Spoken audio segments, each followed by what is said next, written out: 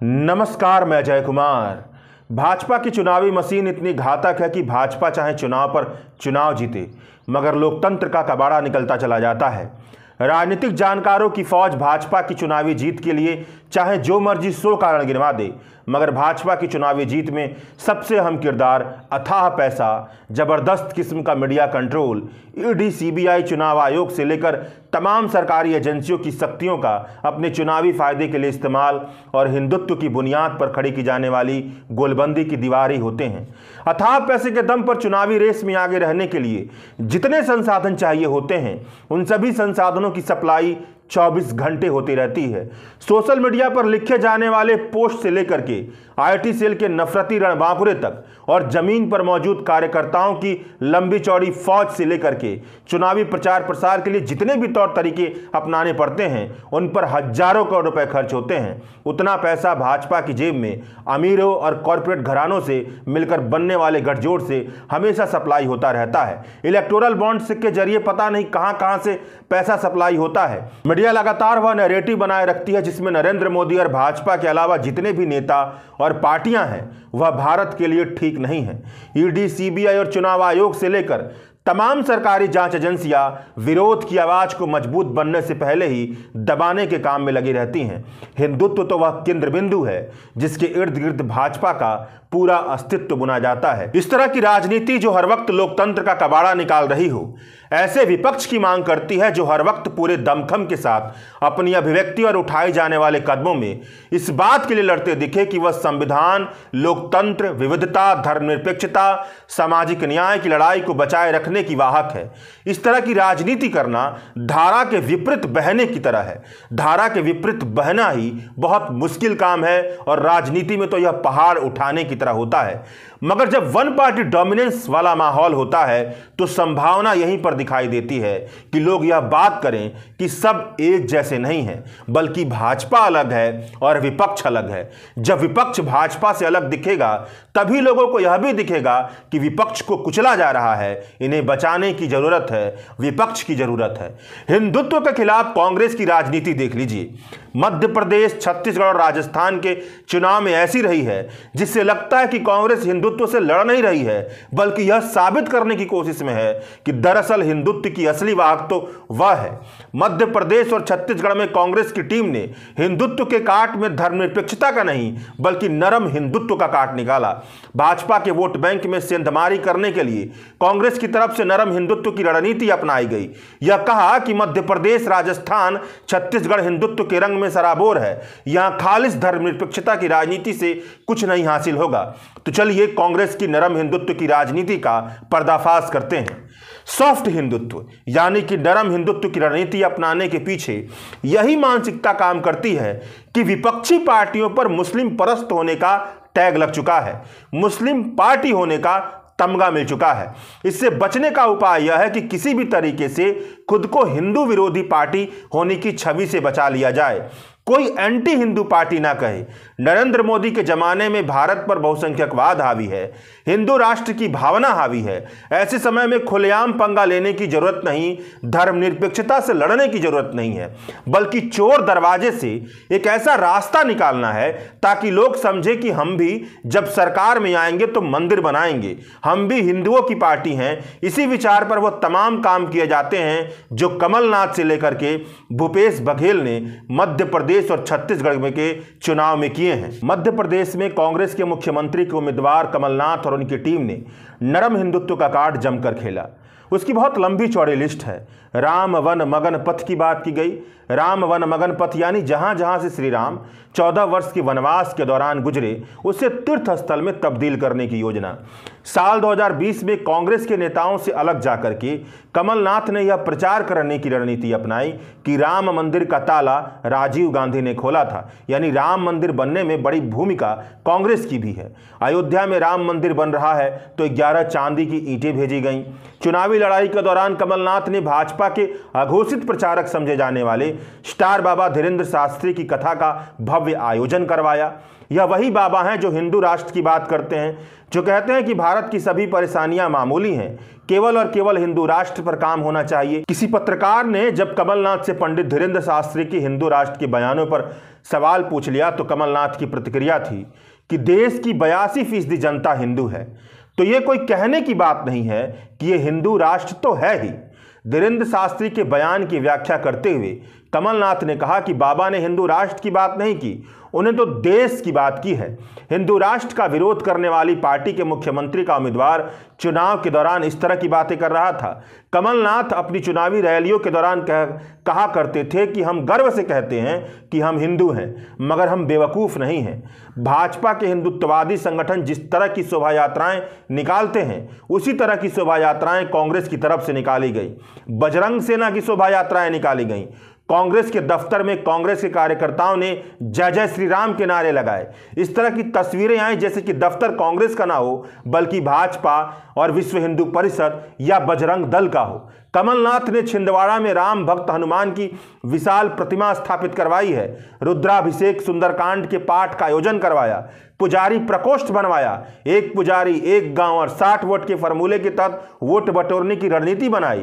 कांग्रेस की तरफ से लगातार यह मांग उठाई गई कि मठ मंदिर की जमीन नीलाम ना हो, पुजारी का वंश परंपरा से नामांतरण हो, कलेक्ट्रेट व्यवस्थापक ना हो, पुजारी को सामान्य कृषक के अधिकार मिले। 230 धर्म रक्षा यात्राएं निकालने की बात की गई। हर जिले में कथा वाचन की बात की गई। यह तब हो रहा था जब कांग्रेस का केंद्रीय नेतृत्व जाति जनगणना के आधार पर सामाजिक न्याय के लिए लामबंद होने की वकालत कर रहा था।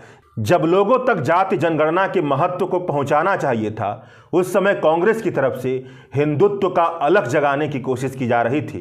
कुछ ऐसी ही कहानी छत्तीसगढ़ और राजस्थान के कांग्रेस के कमान की है। यहां तक विचार चल रहा था कि अगर यह फार्मूला सफल हो जाता है तो इसका इस्तेमाल साल 2024 के चुनाव में किया जाएगा। छत्तीसगढ़ की भूपेश बघेल सरकार ने रामायण और कौशल्या महोत्सव का आयोजन करवाया। रायपुर में माता कौशल्या मंदिर का उद्घाटन किया। यहां भी राम वन मगन पर्यटन सर्किट की बात चली। हिंदू धार्मिक स्थलों को विकसित करने की जोर शोर भूपेश बघेल कर रहे थे। उसकी आलोचना करते हुए उनके पिता ने ही कहा कि मैंने ऐसी विचारधारा का समर्थन करने के लिए हमेशा अपने बेटे की आलोचना की है। यह ऐसी विचारधारा है जो परमाणु हथियारों से भी बदतर है। इकलौती कांग्रेस पार्टी को ही नरम हिंदुत्व के लिए दोषी नहीं देना चाहिए, बल्कि विपक्ष की कई सारी पार्टियां इस राह पर चलती रहती हैं। नरम हिंदुत्व के राह पर चलने वालों की सबसे बड़ी आलोचना तो यही है कि हिंदुत्व की पूरी पिच को भाजपा ने तैयार किया है। पैसा, मीडिया, नफरती भाषण और नफरती नेताओं के जरिए वह इस पर बैटिंग करती है तब भी छक्का लगाती है, और बॉलिंग करती है तब भी विकेट निकाल कर लाती है। बस दिक्कत यह है कि जीत जितनी बार उसकी होती है, उतनी बार समाज और मानवता बर्बाद होते हैं।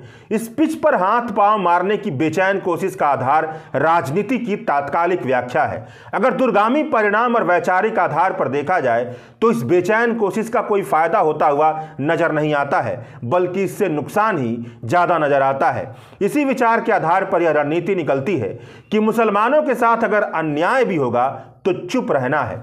आम आदमी पार्टी दिल्ली में खुलेआम यह करते हुए देखी जा सकती है। बुलडोजर चलता है और वह कहती है कि रोहिंग्या और बांग्लादेशियों के घरों पर बुलडोजर चला है, खुलकर चुनौती नहीं देती। इसकी और भी तमाम विपक्षी पार्टियों में अन्य मुद्दों पर भी मिल जाएंगे। धर्मनिरपेक्षता यानी सेकुलर सिद्धांतों का मतलब यह है कि राज्य और नागरिकों के बीच धर्म निरपेक्ष रहेगा। मतलब धर्म के आधार पर राज्य और नागरिकों के बीच किसी तरह का रिश्ता नहीं बनेगा। इसी विचार के विरोध में हिंदुत्व काम करता है। मतलब एक खेमा वह है जो हिंदू पहचान के आधार पर गोलबंदी करता है, और एक खेमा वह है जो संविधान से निकले धर्मनिरपेक्षता के सिद्धांत पर गोलबंदी करने की वकालत का दावा करता है। भाजपा खुद को हिंदुओं की पार्टी बताती है, और अगर कांग्रेस भी धर्मनिरपेक्षता के सिद्धांत को छोड़कर खुद को हिंदुओं की पार्टी बताने की लड़ाई में उतर आए तो जीते कोई भी, मगर हार धर्मनिरपेक्षता की ही होगी। और यही होता है। मध्य प्रदेश, छत्तीसगढ़, राजस्थान में हिंदुत्व के सामने नरम हिंदुत्व जिस तरह से पेश हुआ, उसमें भाजपा के हिंदुत्व का जितना तो तय था, मगर इसके साथ यह भी दिखा कि भारत में धर्मनिरपेक्षता की राजनीति करने वाली कोई पार्टी नहीं है। मतलब कांग्रेस की हार तो हुई है, साथ में हार धर्मनिरपेक्षता की भी हुई है। साथ में लोगों को यह भी देखने को नहीं मिला कि धर्मनिरपेक्षता की राजनीति कैसे होती है, जिसकी बार बार वकालत की जाती है। यानी जो लोग धर्मनिरपेक्षता की राजनीति को देखकर कांग्रेस की तरफ मुड़ने की संभावना भी रखते हैं, वह संभावना भी खत्म होते हुए दिखाई दी। अंत में लोगों की तरफ से वही जुमला चलता है कि सब एक ही जैसे हैं जी। इसे आप दिल्ली की आम आदमी पार्टी की जय बजरंगबली के नारे से भी देख सकते हैं। यह तो नरम हिंदुत्व अपनाने से तात्कालिक रूप से होने वाले नफा नुकसान पर बात हुई, मगर नरम हिंदुत्व को अपनाने से दीर्घकालिक नुकसान को समझना बहुत जरूरी है। इसे ऐसे समझिए कि कोई कह सकता है कि भारत में 80% हिंदू आबादी रहती है, तो इस आबादी की कर्मकांडीय संस्कृति को अपनाकर सत्ता तक पहुंचने की चाहत रखने वाली पार्टी अगर पॉलिटिक्स कर रही है तो इसमें दिक्कत कहां पर है। अगर कांग्रेस छत्तीसगढ़, राजस्थान और मध्य प्रदेश में जीत जाती तो नरम हिंदुत्व पर कोई सवाल ही नहीं खड़ा होता, सारे के सारे सवाल यहीं पर रुक जाते। यह सवाल तो इसलिए आ रहा है क्योंकि कांग्रेस चुनाव हार गई है। इस सवाल का कोई महत्व नहीं। इस तरह की रायशुमारी का जवाब यही है कि नरम हिंदुत्व हमेशा घातक रहा है। चुनाव कोई जीते या हारे, मगर यह घातक ही साबित होता है। द वायर पर यूनिवर्सिटी ऑफ नॉटेडम के असिस्टेंट प्रोफेसर निखिल मेनन का एक लेख छपा है। उस लेख का शीर्षक है कि कांग्रेस का इतिहास बताता है कि सॉफ्ट हिंदुत्व यानी कि नरम हिंदुत्व काम नहीं करता है, हमेशा नुकसानदायक साबित होता है। इस लेख को आपको भी पढ़ना चाहिए। इस लेख का सारांश यह है कि भारत की राजनीति में धर्म को गोलबंदी के औजार के तौर पर इस्तेमाल करने का बहुत पुराना इतिहास है।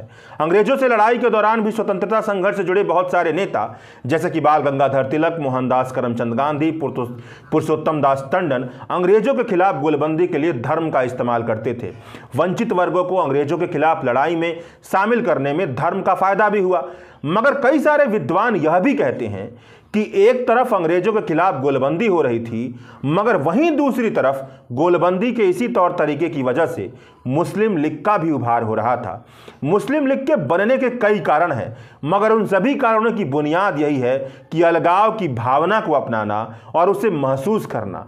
अलगाव का यह एहसास हिंदू धर्म के आधार पर हो रहे स्वतंत्रता संघर्ष की गोलबंदी से मुसलमानों में पनप रहा था। निखिल मेनन बताते हैं कि उनका रिसर्च बताता है कि आज़ादी के बाद साल 1956 में कांग्रेस के नेताओं की सहमति से भारत साधु समाज की स्थापना हुई थी। इसके पीछे मकसद यह था कि साधुओं के सहारे पंचवर्षीय योजनाओं को दूर दूर तक फैलाया जाएगा, मगर यह नहीं हुआ।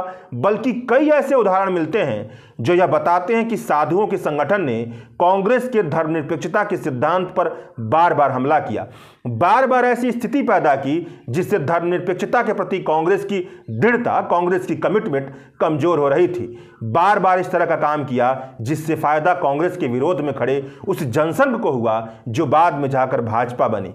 साधुओं के इसी संगठन के पहले अध्यक्ष विश्व हिंदू परिषद के संस्थापक सदस्यों में से एक बने। साधुओं के इसी संगठन ने नवंबर 1966 में लाल किले से लेकर संसद तक 1,25,000 लोगों के साथ गौ मांस पर प्रतिबंध लगाने के लिए पैदल मार्च किया। यह मार्च जल्द ही भीड़ में तब्दील हो गई, हुड़दंग में बदल गई। 8 लोगों की मौत हुई, 40 लोग घायल हुए, 800 लोग गिरफ्तार किए गए, कई सार्वजनिक संपत्तियां बर्बाद हुईं। भारत साधु समाज के इसी संगठन ने भाजपा के साथ जुड़कर राम जन्मभूमि आंदोलन में, मस्जिद गिराकर मंदिर बनाने के आंदोलन में जमकर भूमिका निभाई। मतलब एक धार्मिक संगठन जो विकास की योजनाओं को जनता तक फैलाने के लिए बनाया गया था, वह धीरे धीरे कांग्रेस से दूर चलता गया, कांग्रेस का विरोधी बना और अंत में जाकर उन शक्तियों को मजबूत बनाने में लग गया जिनका मकसद संवैधानिक राष्ट्र नहीं बल्कि हिंदू राष्ट्र था।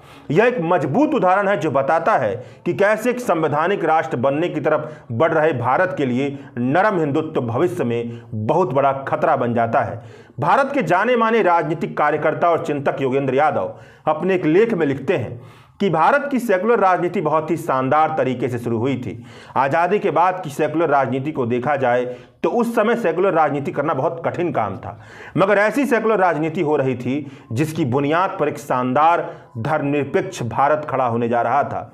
मगर जैसे जैसे सेकुलर राजनीति को कठिन चुनौतियां मिलती गईं, वह सुविधा परस्त होती गई। बाद में जाकर स्थिति ऐसी बनी कि धर्मनिरपेक्षता की राजनीति करने वालों को गलत निगाह से देखा जाने लगा। मुस्लिम घनघोर पिछड़ेपन का शिकार हो रहे थे, मगर कांग्रेस की राजनीति ऐसी थी कि उसे अल्पसंख्यक की तरफदारी करने वाली पार्टी का तमगा मिल चुका था। मतलब जिस मुस्लिम परस्त के तमगे से खुद को अलग करने के लिए विपक्षी पार्टियां नरम हिंदुत्व को अपनाती हैं, वह बहुत लंबे समय की कारगुजारियों का नतीजा है। नरम हिंदुत्व की राजनीति तात्कालिक तौर पर फायदे का सौदा साबित होगी या नहीं, यह अलग बात है, मगर हम यह जरूर जानते हैं कि लंबे सफर पर निकलने के लिए रास्ता ठीक नहीं। जरूरत सेकुलरवाद को संकट से निकालने और उसे नए ध्वज में गढ़ने की है, क्योंकि धर्मनिरपेक्षता भारतीय गणराज्य की पवित्र आस्थाओं में से एक है। सेकुलर होने से ही भारत का होना है, सेकुलर नहीं तो भारत भी नहीं। लेकिन सेकुलर सिद्धांतों को बचाने के लिए बहुत जरूरी है कि हम सेकुलर राजनीति के पाखंडों का पर्दाफाश करें। सेकुलर राजनीति के पाखंड से जुड़े नरम हिंदुत्व की राजनीति का पर्दाफाश इस वीडियो में जैसे किया जा रहा है। अंत में चलते चलते नरम हिंदुत्व पर इतिहासकार रामचंद्र गुहा ने करण थापर के इंटरव्यू में जो कहा है उसे भी सुन लीजिए। करण थापर के इंटरव्यू में रामचंद्र गुहा ने कहा कि ज्यादातर राजनीतिक विश्लेषण करने वालों की दिक्कत यह है कि वह केवल यह बताते हैं कि क्या सही हुआ और क्या गलत हुआ जिसकी वजह से किसी ने चुनाव जीता या हारा, मगर यह नहीं बताते हैं कि चुनाव जीतने के नाम पर जो किया जा रहा है उसका समाज पर कितना बुरा असर पड़ सकता है। आडवाणी, मोदी और अमित शाह ने मिलकर बहुसंख्यकवाद का वह तमाशा रचा है जिसमें खुलकर और दबे मुंह यह कहा जाता है कि मुस्लिम उन्हें वोट ना दें तब भी चलेगा। 80% आबादी उनके साथ है। हमारी राजनीति का और समाज का जिस तरह का सांप्रदायिकीकरण हुआ है उससे आने वाली पीढ़ियां बर्बाद रहेंगी। ऐसे में नरम हिंदुत्व का कार्ड खेलना बिल्कुल गलत है, भले ही जीत मिले या हार। द वायर के और वीडियोस देखने के लिए सब्सक्राइब करें और बेल आइकन पर क्लिक करें। स्वतंत्र पत्रकारिता की आर्थिक मदद करने के लिए डिस्क्रिप्शन में दिए गए लिंक पर जाएं और अपनी राशि चुनें।